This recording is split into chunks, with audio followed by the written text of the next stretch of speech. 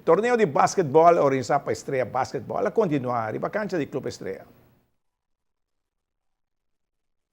El primer juego de ayer estaba en la categoría mini entre YMCA San Nicolás y Muchanandi Estrella. En el primer half, el Muchanandi Estrella que estaba dominando, pero cosa cambia. En el dos half, aquí YMCA también gana 19-10. Y dos juegos estaba en la categoría cadet. Aquí Muchanandi Estrella está derrotado a YMCA San Nicolás 63-57. En buen ambiente, no hay juego.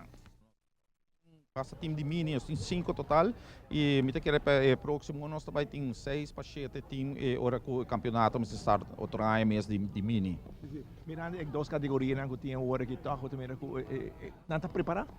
Não, seguro, maioria time queda treino inteira, não?